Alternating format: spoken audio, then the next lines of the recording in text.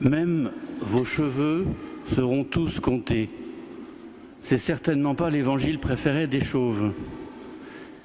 Non, plus sérieusement, vous avez entendu 3 fois dans cet évangile, Jésus nous dit « ne craignez pas ».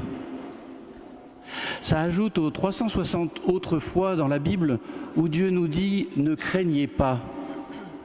C'est un pasteur qui a été enfermé dans une prison en Chine, à qui le geôlier a gentiment donné une Bible. Il a relu la Bible et il a vu que 366 fois c'était noté « ne craignez pas ». Donc même les années bissextiles, ne craignons pas. N'ayez pas peur de dire ce que vous avez entendu au creux de votre oreille, au creux de votre cœur. Vous savez, le creux du cœur, là où Jésus nous parle. Je rêve qu'un jour on puisse organiser une réunion avec le thème, un peu avant la messe, avec le thème « Et si c'est moi qui prêchais ce week-end ?» On serait obligé de faire un exercice qui se déroule en 3 temps. D'abord, on reçoit la parole de Dieu, on la met au fond de son cœur, dans l'intimité avec Dieu. Ensuite, on digère cette parole au fond du cœur, on la laisse nous envahir, on la laisse nous brûler, on se laisse forger par la parole de Dieu, la parole avec un grand P. Et puis ensuite, il faut la proclamer, il faut l'annoncer aux autres, sans savoir ce qu'eux ont reçu de ce texte qu'ils ont entendu aussi. Chacun de nous reçoit un petit morceau de l'Évangile. Alors ne repartez pas en disant « Oh, aujourd'hui j'ai pas bien écouté, mais j'ai retenu cette phrase-là ». C'est très bien, une phrase à la fois, du moment qu'elle est inscrite dans le cœur.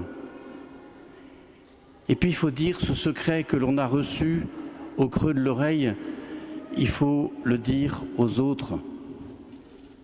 Alors faire une homélie, ok, dans notre pays, on risque pas grand-chose, on risque quelques critiques à la sortie, mais pas plus. On sait bien que du temps de Matthieu, c'était pas pareil, c'était déjà beaucoup plus risqué. Et on sait bien que dans beaucoup de pays, aujourd'hui, un chrétien qui va à l'église ou un chrétien qui en sort risque sa vie. Dire ce secret qu'il nous chuchote à l'oreille du cœur, allez dire au monde, allez dire à ceux qui vous entourent, Dieu t'aime, même si tu ne le sais pas. Dieu t'aime, même si tu refuses de croire en lui. Proclamons partout cette parole, et comme dirait le pape François, proclamons même en parole s'il le faut. C'est-à-dire qu'il faut qu'on voit qu'un chrétien vit de sa foi. Il faut pratiquer ces 3 points tous les jours, recevoir, digérer, proclamer la parole de Dieu. Dans la vie en France, je l'ai dit tout à l'heure, on ne risque pas grand-chose. Alors raison de plus, qu'est-ce qu'on attend puisqu'on ne risque rien? Rien d'autre que quelques moqueries, mais ça ne dure pas. Heureusement, il est très rare en Europe de risquer sa vie et de subir la mort du corps chez nous à cause de cette proclamation de la foi. On ne subit pas cette mort, mais parfois, quand on quitte le boulot, quand on quitte une réunion ou quand on quitte la classe pour les enfants, on repart la mort dans l'âme de ne pas avoir osé. On a entendu quelqu'un dire quelque chose de non conforme à l'Évangile et on n'a pas osé sur le moment. On s'est dit « Ah, je dirais... je vais passer pour un crétin », au lieu de dire « je vais passer pour un chrétien » d'ailleurs, et on n'ose pas. On est allé au spectacle de Gad Elmaleh à l'Arena il y a quelque temps, et alors Gad Elmaleh, pendant son spectacle, il dit « Alors, qui est musulman ici ?» Alors on entend « Ouais !» Il dit « Qui est juif ?»« Ouais !» Qui est catho? Qui est catho? On n'entend rien. Alors il dit, oui, quand je rencontre un catho, je lui dis, alors, comme ça, t'es chrétien, t'es catholique? Oui, mais si tu veux, bon, c'est différent, comment t'expliquer, je sais pas, c'est compliqué. Il faut être fier de notre foi. Il ne faut pas avoir peur.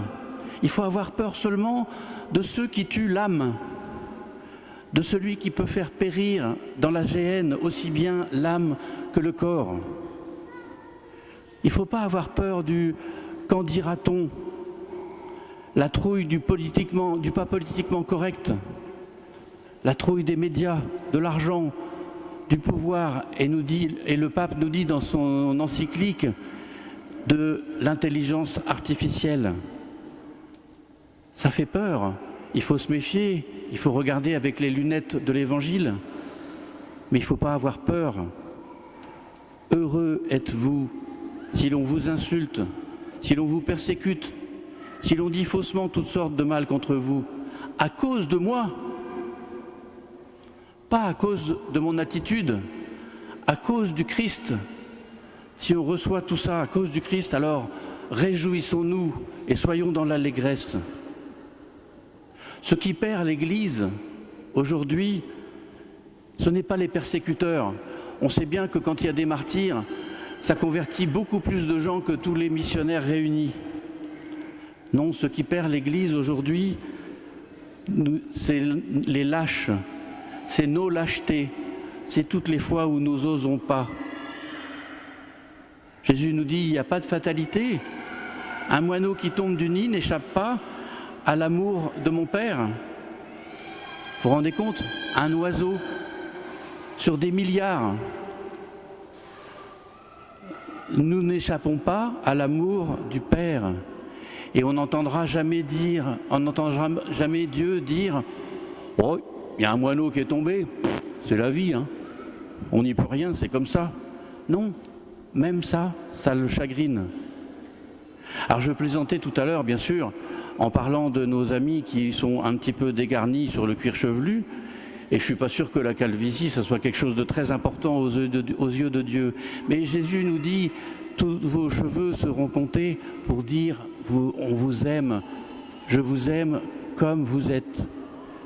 Tout est important pour moi. Venez comme vous êtes, joyeux, triste, grand, petit, gros, maigre, boiteux, peu importe. Les yeux de Dieu ne sont pas les nôtres. Rappelons-nous le choix de Dieu pour David, le roi David, le tout petit, le dernier de la famille. On n'avait même pas pensé à le faire venir. Et Dieu l'avait choisi. Rappelons-nous tous ceux que Jésus rencontre sur sa route, des Lazare, des boiteux, des pauvres, des lépreux. Les yeux de Dieu ne sont pas les nôtres. Je me faisais cette réflexion un jour dans la prière, mais quand je prie à la messe, je prie tout haut. Mais quand je prie tout seul, dans le secret, est-ce qu'il faut que je parle pour que Dieu entende? Non, bien sûr, Dieu entend ce que tu dis dans ton cœur, dans le secret. Et pourtant, on est 8 milliards, mais comment peut-il écouter la prière de chacun d'entre nous? Même vos cheveux seront comptés. Et puis à la fin de cet évangile, vous l'avez entendu comme moi, Jésus pose cette question. Vous êtes pour moi ou contre moi? Jésus pose la question à chacun d'entre nous. Est-ce que tu es pour moi ou contre moi? Et ce n'est pas une question qui est posée dans le chuchotement de notre oreille. C'est une question qui est officielle. La semaine dernière, on a posé la question aux professions de foi. Est-ce que vous êtes pour ou contre Dieu? Et on l'a posé ouvertement avec un micro. Et on a demandé aux jeunes de la profession de foi de répondre ouvertement dans le micro. C'est une question que chacun autour de vous se pose en vous voyant, en nous voyant vivre. Est-ce que notre vie est conforme? Est-ce qu'elle est près de Dieu ou contre Dieu? Jésus ne rejette pas celui qui le renie, c'est celui qui le renie qui se rejette lui-même. L'Église n'excommunie pas, c'est celui qui s'est mis en dehors de la communion qui s'excommunie lui-même. Et même si on le renie, nous dit l'Évangile, comme Pierre l'a fait, eh bien, c'est pas grave, c'est jamais définitif. Sauf pour Judas, qui lui n'a pas cru au pardon. Ô mon Seigneur et mon Dieu, donne-moi la force d'être fidèle chaque jour. Donne la force et le réconfort à nos frères qui subissent des violences à cause de la foi en toi. Viens pardonner nos lâchetés et chuchote-nous le moyen de sauver nos âmes et celles de nos frères et sœurs en humanité. Amen.